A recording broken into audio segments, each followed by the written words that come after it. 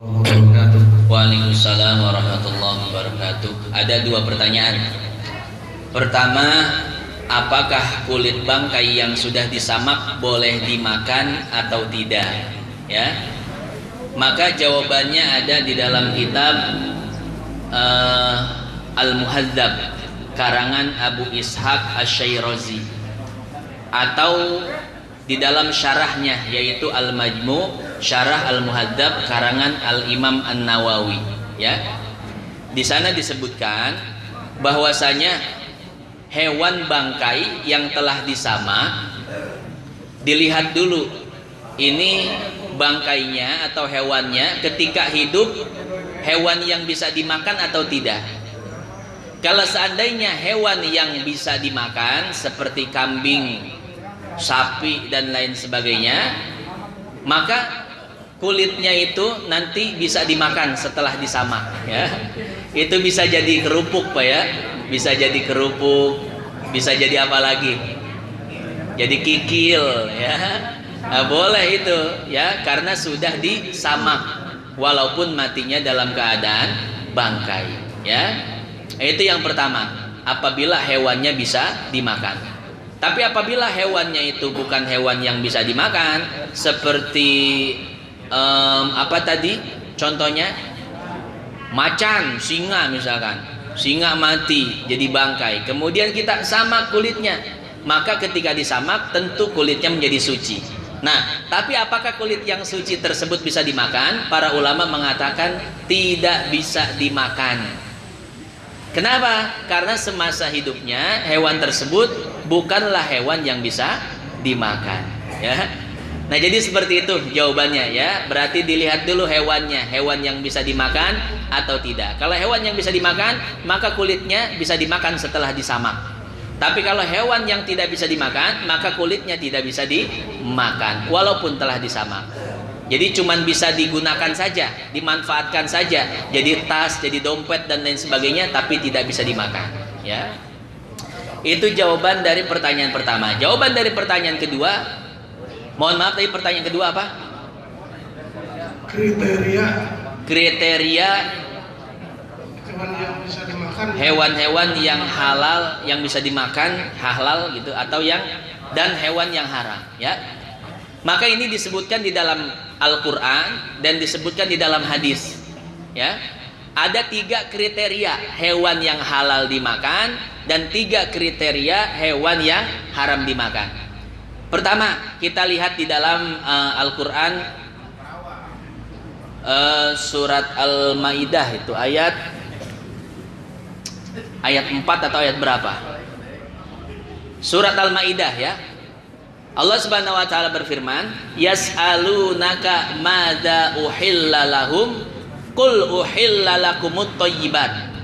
Jadi mereka bertanya tentang makanan apa yang boleh dikonsumsi, makanan apa yang halal. Maka kata Allah Subhanahu wa taala, "Wahai Muhammad, wahai Rasulullah, katakan kepada mereka, qul uhilla lakumut thayyibat." Jadi yang halal itu adalah makanan yang baik-baik, yang tidak beracun, yang tidak jijik dan lain sebagainya, ya. Setiap makanan yang thayyib, makanan yang baik, tidak ada racunnya, tidak jijik dimakannya, maka itu semua halal. Lihat juga di dalam surat Al-A'raf ayat 156 atau 57, ya. Allah Subhanahu wa taala berfirman, "Wa yuhillu lahumut thayyibat wa yuharrimu 'alaihimul khaba'is." Ini kriteria makanan yang halal dan yang haram. Yang halal kata Allah itu adalah makanan yang thayyibat, yang baik-baik, artinya tidak jijik dimakannya. Kemudian yang haram adalah wa yuharrimu 'alaihimul khaba'is. Yang haram adalah makanan-makanan yang khabis atau makanan-makanan yang jijik. Ini kira-kira makanan yang jijik apa aja, Pak? Binatang yang jijik apa aja? Tikus. Tikus jijik berarti tikus haram. Kodok jijik berarti kodok haram. Cicak jijik berarti cicak haram, ya.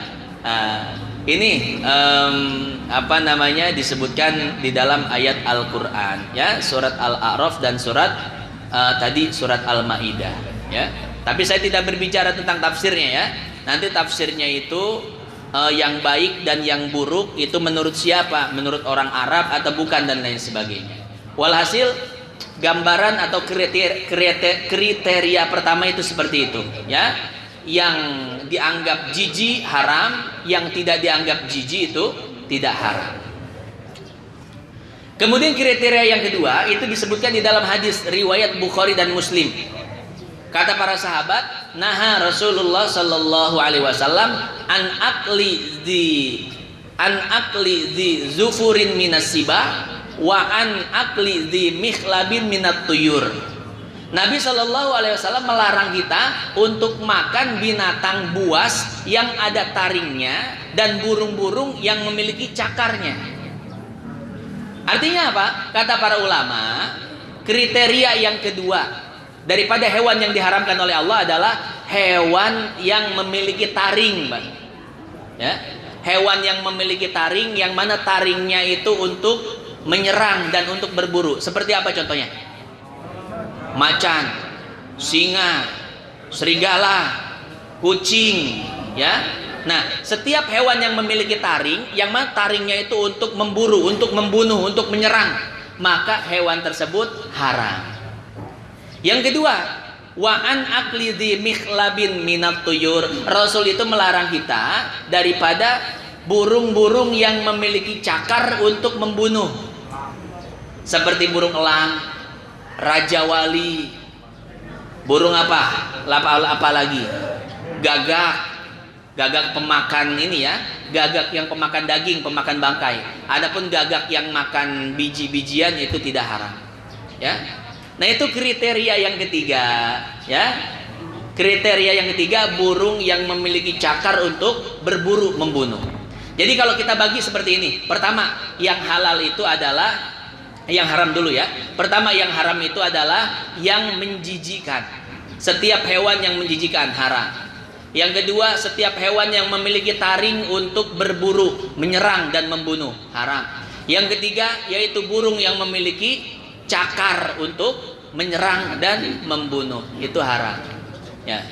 Dan sebaliknya, kalau seandainya makan hewannya itu tidak jijik, artinya hewannya tidak jijik, kemudian tidak memiliki taring atau burung yang tidak memiliki cakar, itu kaidah umumnya itu semuanya halal untuk dimakan, walaupun nanti ada pengecualian. Nah, jadi kurang lebih seperti itu kriteria-kriteria daripada hewan-hewan yang boleh dimakan. Ini kita berbicara hewan darat ya. Kita berbicara hewan darat. Kalau hewan laut ini sudah kita bahas pada kesempatan-kesempatan sebelumnya. Uhilla, kata Nabi sallallahu alaihi wasallam, huwa tahuru ma'uhu al-hillu maitatuhu. Hewan laut itu bangkainya halal semuanya, ya.